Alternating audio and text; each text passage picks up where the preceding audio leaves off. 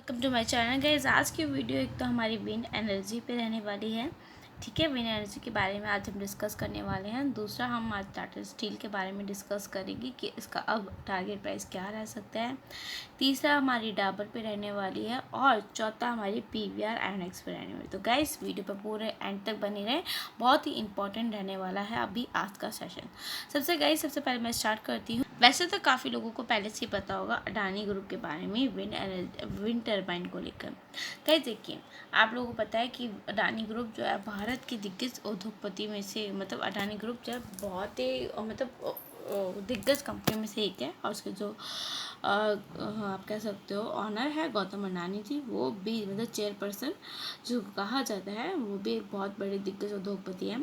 Guys जब wind energy कारोबार को लेकर उनकी एक योजना बन रही है, उनमें तैयार। गाइस देखिए, भारत की विंड एनर्जी बिजनेस में इस समय आप लोगों को पता होगा कि सुज़लोन कंपनी जो है और जो आयोनिक्स है, वो बहुत दिग्गज कंपनियों में से एक है, वो सबसे बड़ी खिलाड़ी है।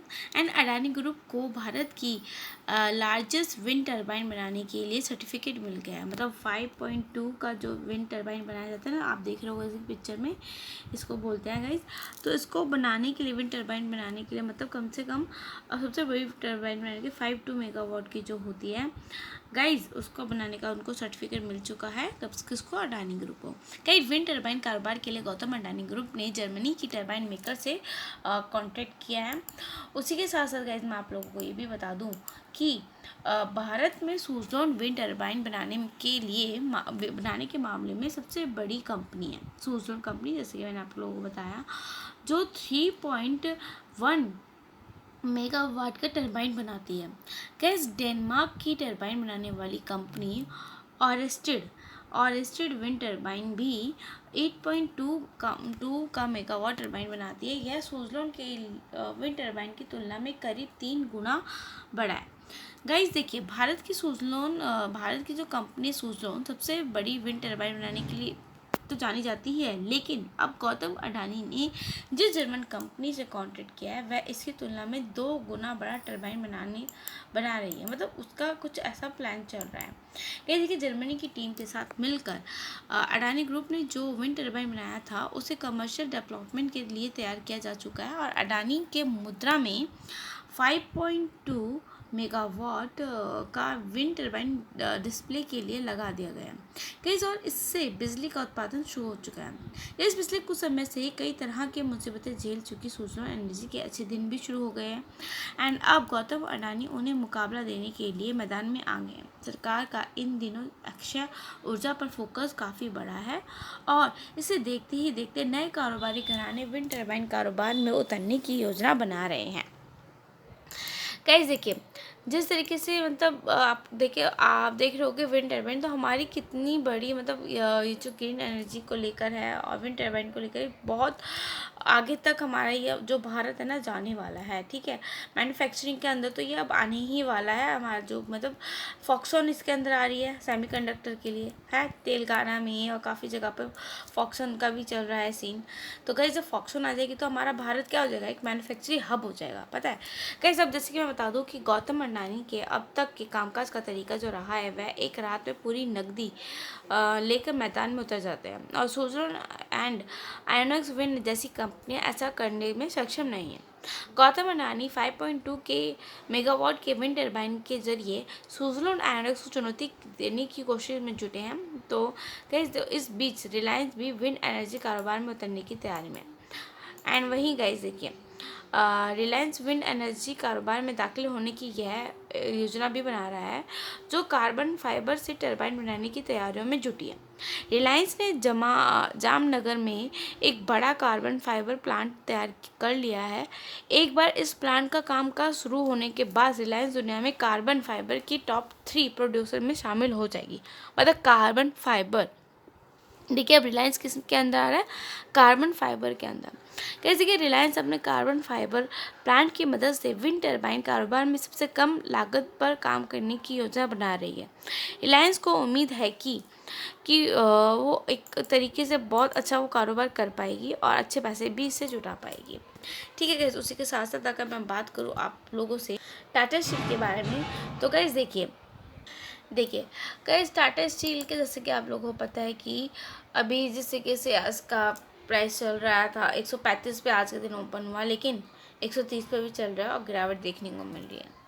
गाइस, टाटा ग्रुप की जो कंपनी है, ये और यूके सरकार ने पोर्ट टेलबोट साइट पर electric arc furnace steel making में 1.25 अरब पाउंड का निवेश करने के लिए एक जॉइंट एग्रीमेंट किया है। इसमें यूके सरकार से 50 करोड़ पाउंड तक का ग्रांट शामिल है एंड पोर्ट टेलबोट प्रोजेक्ट 10 साल की अवधि में प्रत्यक्ष के लिए 5 करोड़ टन की कमी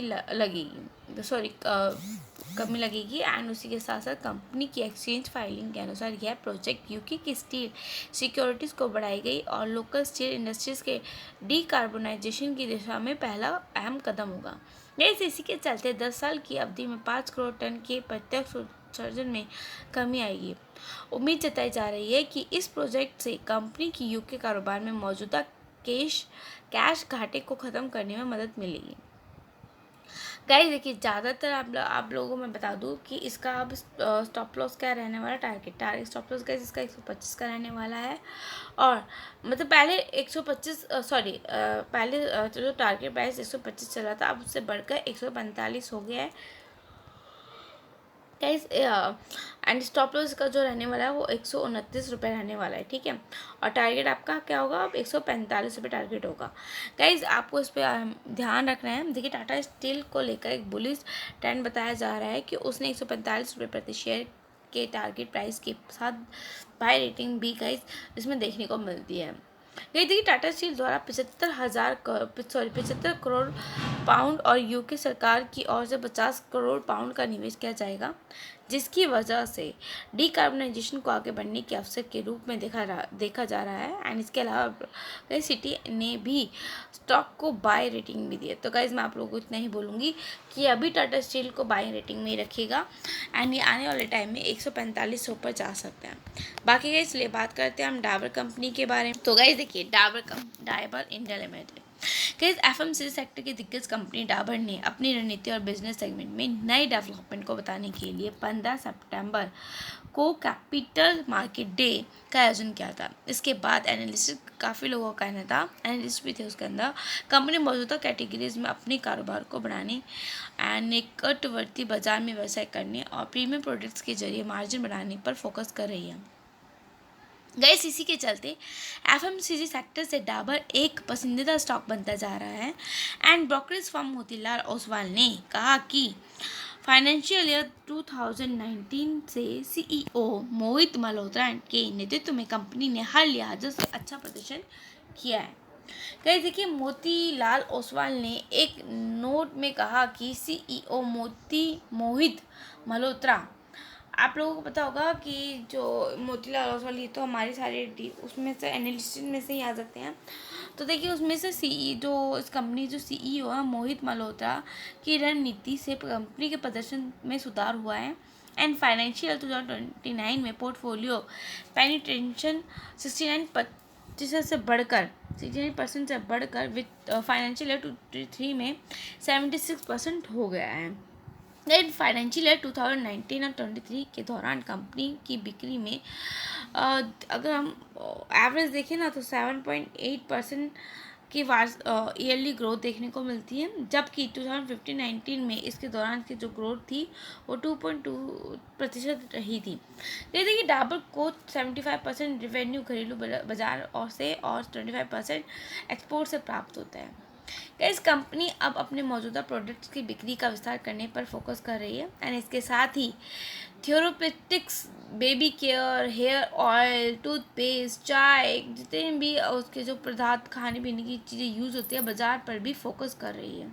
गाइस 660 रुपये का इसका एक टारगेट प्राइस आप कह सकते हो। डाबर पर अपनी खरीदारी की रेटिंग को लेकर चल सकते हो आप। गाइस देखिए, ये लक्ष्य मूल्य ये जो टारगेट है इसके मौजूदा लेवल की बात करें तो लगभग 16% से अधिक है। वहीं आज आप लोगों को पता होगा ये 567 पे मतलब कार ओपन हुआ था, सुबह कारोबार करा था। 0.34% की थोड़ी सी तेज़ी देखने को मिली, लेकिन वही अभी हमें थोड़ी सी गिरावट देखने को मिल रही है। गाइज मैं इतना ही कहूँगी कि ग्रामीण बाज़ारों में रिकवरी से सेल्स ग्रोथ में तेज़ी आ सकती है। ठीक है, ये सेगमेंट 50% के रेवेन्यू पर भी जा सकता है। एंड गाइज मेरा वही मानना है कि जो बेवरेज बढ़ते हुए अवसर नज़र आ रहे हैं, बेबी केयर नए लॉन्च और ब्रांड एक्सटेंशन जैसी रणनीति से मीडियम टर्म में ग्रोथ देखने को मिल सकती है। तो इसमें कहा गया है कि माल ढुलाई की लागत कम करने, कच्चे माल डिब्बों का कई विक्रेताओं से लेते हुए लागत में कटौती करने पर मुनाफे में बढ़ोतरी हो सकती है। एंड जो इसके प्रभुदास लीलाधर ने शेयर के लिए 600 रुपये का भी टारगेट रखा है। देखिए 650 600 का टारगेट आप देख रहे हो ना। देखिए विदेशी ब्रोकरेज फर्म मॉर्गन स्टेलिस ने कहा कि जो डाबर डिजिट रेवेन्यू ग्रोथ पर फोकस कर रही है। अपनी फाइनेंशियल ईयर 2025 में 20% से अधिक ईबिटा मार्जिन और फाइनेंशियल ईयर 2024 में 19.5% मार्जिन बरकरार रखना चाहते हैं। इस ब्रोकर्स ने कहा कि स्टॉक पर 600 रुपये के लक्ष्य के साथ ओवर रेटिंग दी है। गाइस अगर मैं बात करूँ आप लोगों से CLCS की, ठीक है, CLS ने कहा कि कंपनी का पूरा बाजार में अपने प्रोडक्ट्स की उपस्थिति बढ़ाने और ग्रोथ पर फोकस है। इसका हेल्थ केयर वेबसाइट डॉक्टर की सिफारिश पर निर्भर करेगा। एंड डाबर के फूड और बेवरेज सेगमेंट में ग्रोथ देखने को मिल सकती है। CLSA ने डाबर पर 620 रुपये का टारगेट, मतलब काफ़ी लोगों ने अलग अलग टारगेट बताए हैं इंडस्ट्री के तौर पे, लेकिन मेरा जो टारगेट प्राइस रह सकता है तो गाइस मैं आपको बोलूँगी नियर अबाउट आप 600 का इसका टारगेट लेकर चले, क्योंकि जो 600 है वो आपको जल्दी अचीव होगा। 650 620 अचीव होने में थोड़ा टाइम लग सकता है, लेकिन आप जो जल्दी पैसा कमा सकते हो ना वो एक 600 के टारगेट पे कमा सकते हो। लेकिन फिर भी जैसे अभी 500 पैसा देखने को मिल रहा है तो आप नियर अबाउट 580 का भी टारगेट लेकर चल सकते हैं। गाइस चलिए बात करते हैं नेक्स्ट स्टॉक के बारे में। सो गाइस हमारा नेक्स्ट स्टॉक है PVR आयोनेक्स। जैसे कि आप देख रहे हो PVR आयोनेक्स में 1725 रुपये पे चल रहा है एंड 2% की गिरावट देखने को मिल रही है।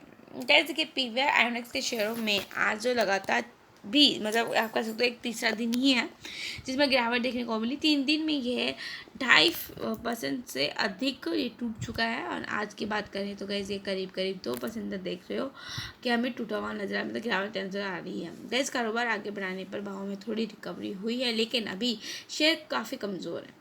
फिलहाल BSE में यह 1.90% की गिरावट के साथ 1728 रुपये के भाव पर है। एंड इसके शेयर में आज यह तेज़ गिरावट ऐसे समय में है जब कंपनी गाइस देखिए जो ये डाबर का शेयर है ना, सॉरी ये PVR आयोनेक्स का जो शेयर है ना ये काफ़ी ज़्यादा अच्छा है एंड 2131 तक जा सकता है, लेकिन लॉन्ग टर्म के उसमें आपको थोड़ा सा इस पर नज़र बनाकर चलना है, क्योंकि लेटेस्ट जिस तरीके से मूवीज़ आई हैं, गदर हो गया, जेलर हो गया एंड जो इसके मल्टीप्लेक्स खुल रहे हैं इतने देशों में, 115 देशों में इसके खुले हुए 115 शहर हैंगे और 364 प्रॉपर्टीज़ हैं एंड 1713 स्क्रीन खुल रही है।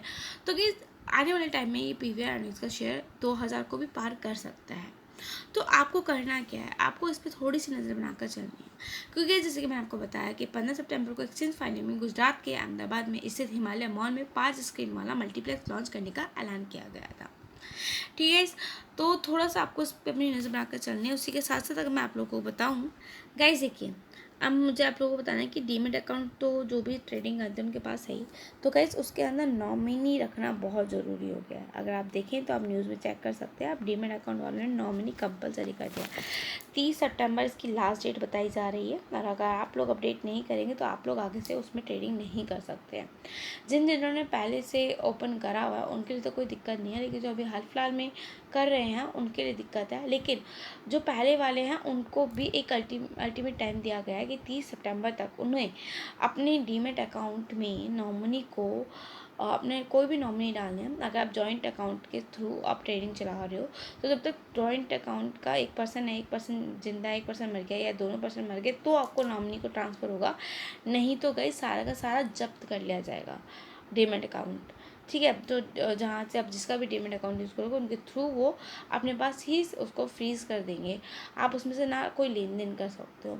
तो इस चीज़ का आपको थोड़ा ध्यान रखना है। बाकी गाइस ये डाबर, पीवीआर, आयोनाइक्स, टाटा स्टील इस पर अपनी नज़र बना कर रखें, और अडानी और अंबानी की ये टरबाइन वाली न्यूज़ पे भी अपनी नज़र बना कर रखें। बाकी गाइस कोई रिकमेंडेशन फाइनेंशियल पर से वीडियो चैनल पर नहीं है तो लाइक एंड सब्सक्राइब करना मत भूलिएगा। Bye guys, thank